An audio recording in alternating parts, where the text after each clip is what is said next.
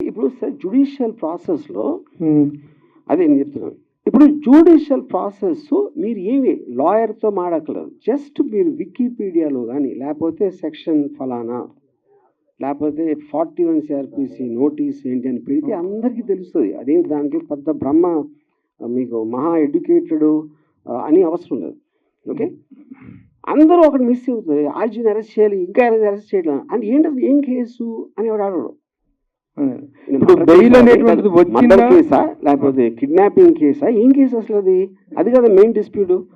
అది మీరు ఒక్కసారి అది మీరు దాని మీద ఫోకస్ పెడితే మీకు ఫస్ట్ ఏం అర్థం అవుతుంది, రోజుకి 500 చూస్తున్నాం కదా ఇలాంటి మీమ్స్, అందరూ చేస్తారు కదా మొత్తం దేశం అంతా, ఇదేంటి అంత స్పెషల్ అని అడుగుతారు కదా. అది అడగకుండా ఉట్టి అరెస్ట్ అరెస్ట్ అరెస్ట్ అరెస్ట్ అంటే ఎలాగా. ఇప్పుడు బెయిల్ పూర్తి స్థాయిలో వచ్చింది, సోమవారానికి వాయిదా వేశారు కదా.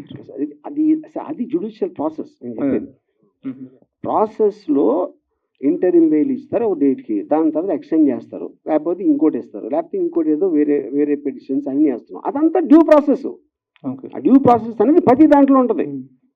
కానీ మెయిన్ పాయింట్ ఎక్కడంటే నేను యాంటిసిపేటరీ బెయిల్ ఇచ్చిన రీజన్ ఆల్రెడీ చెప్పాను.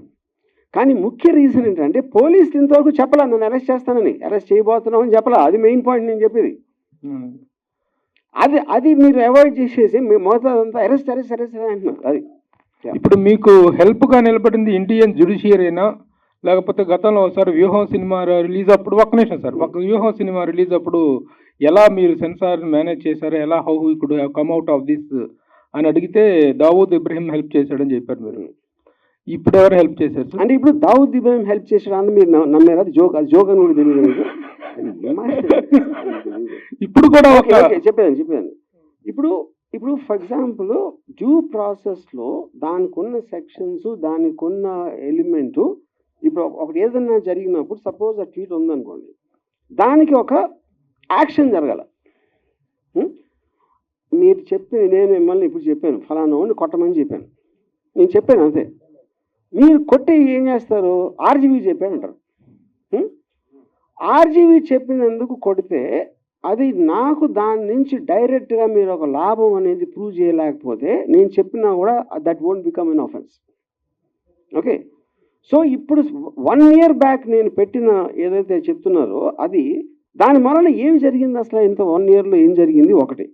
రెండోది ఆ రోజున ఈయనంటే ఇప్పుడు నిద్రలేసాడు పెట్టినాడు, ఆ రోజున ఉన్న మెయిన్ స్ట్రీమ్ మీడియా ఇంక్లూడింగ్ వాళ్ళతో ప్రోలో ఉన్నా కూడా వాళ్ళు ఏదైనా అనుకున్నారు దాని గురించి, అనుకోవాలి. ఎందుకు అనుకోలేదంటే వాళ్ళు చేస్తారు, అదే చేస్తారు, ప్రోగ్రామ్స్ చేస్తారు.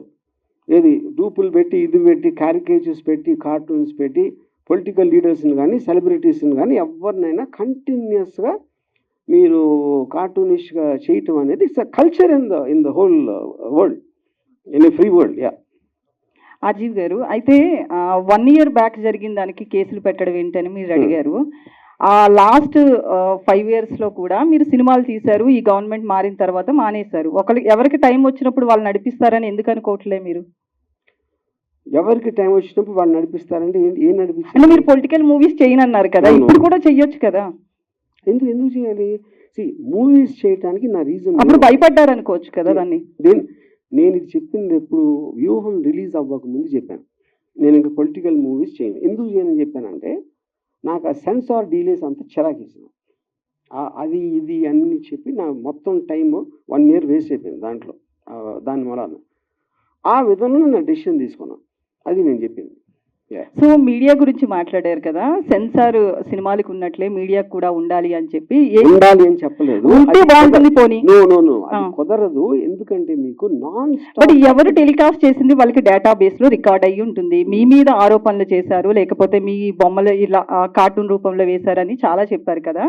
సో దాని మీద మీరు కేసు ఫైల్ చేసుకోవచ్చు కదా, మీకు స్కోప్ ఉంది కదా, నాకు అవమానం జరిగింది అని. నాకు టైం లేదు, ఎందుకంటే నేను బతికేది ఎవడో నా మీద అన్నాడు, ఆడేదో అన్నాడు అని వాడు వెనకాల పట్టలో నా టైం నేను వేస్ట్ చేసుకోను, నేను అది చెప్పేది. అందుకని you have to leave it. అదేవి దాన్ని సీరియస్గా తీసుకోకూడదు, తీసుకోవాలని చెప్పట్లే నేను. ఎందుకంటే we have become a part of that ecosystem in the social media. దాని నుంచి ఎవరు బయటపడలేరు.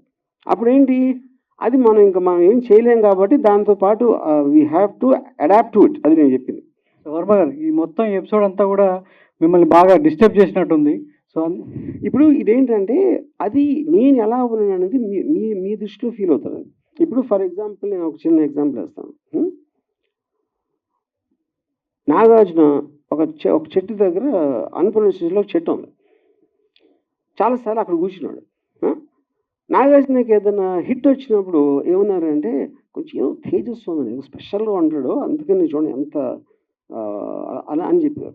ఫ్లాప్ వస్తే దిగాలుగా కూర్చున్నాడండి, అది ఎవరు వెళ్ళట్లేదేమో పాపం అనేవారు. ఇంకో దాంట్లో చేస్తే ఇంకో దాంట్లో. సో ఎప్పుడన్నా ఎవరు ఎలా ఫీల్ అవుతారని వాళ్ళు చూసిన దృష్టి పెట్టి ఉంటుంది. ఇంకొక ఎగ్జాంపుల్ ఇస్తాను. రితిక్ రోషన్ సూపర్ స్టార్ అయినప్పుడు మన ఫస్ట్ టైం ముగ్గురు ముస్లింలు, ఆమిర్, సల్మాన్, షారుఖ్ పెద్ద హీరోలు, ఇప్పుడు మన హిందూ కూడా వచ్చాడని ఒక చిన్న టాక్ వచ్చింది 2001లో, బ్యాక్ ఇన్ 2000. అప్పుడు రితిక్ రోషన్ ఫిల్మ్ఫేర్కి డాన్స్ చేస్తూ ఉంటే షారుఖ్ వచ్చాడు గెస్ట్గా. వీళ్ళందరూ షారుఖ్ మొహం మీద కెమెరా పెట్టి చూడండి ఇక్కడ నవ్వట్లేదు, లోపల కుమిలిపోతున్నాడు, అదేమో ఇదేమో ఇది అంతే. ఎవరు అనుకో షారుఖ్ ఏమనుకుంటే ఎవరికి తెలియదు అసలు అక్కడ. అప్పుడు ఏంటంటే నేను ఎలా ఉన్నాను అనుకుంటే మీకు ఆనందం అనిపిస్తుందో అది మీరు అనుకోండి, అది ఈజీ కదా. వర్మ గారు, అంటే మీరు ఎలా ఉన్నారో మేము ఏమనుకుంటున్నాం అనేది పక్కన పెడితే, సో ఫస్ట్ టైం అరెస్ట్కి సంబంధించి వర్మ భయపడ్డాడు, అంటే పారిపోలేదు అనేది మీరు స్టేట్మెంట్ ఇచ్చారు. భయపడ్డారు, అందుకే యాంటిసిపేట్ వేలేసాడు. ఏంటో తెలుసుకోవడానికి వేలేసాడా లేదా భయపడి వేలేసాడా? పోలీసులు అరెస్ట్ చేస్తారు ఏం చెప్పలేదు మీడియాకు, అందుకోసమే పోలీసులు వచ్చింది దేనికోసం తెలియదు, కానీ మీడియా అరెస్ట్ అనేది ఒక ప్రాపగండా సృష్టించింది అనేది వర్మ మాట. కానీ దాని వెనకాల భయపడి యాంటిసిపేట్ వేలేసారు వర్మ అనేది ఒక మాట. సో దీనికి సమాధానం ఏంటి? మీకు తెలుగు రాదో, నీకు బుర్ర లేదు నాకు తెలియట్లా. నేను రాగానే ఇది ఒక్కటే చెప్పా. ఫస్ట్ మొత్తం పోస కూర్చున్నట్టు జరిగింది, నా కారణం ఏంటి అని చెప్పాక మళ్ళీ అడిగితే ఏంటి నేను చెప్పేది?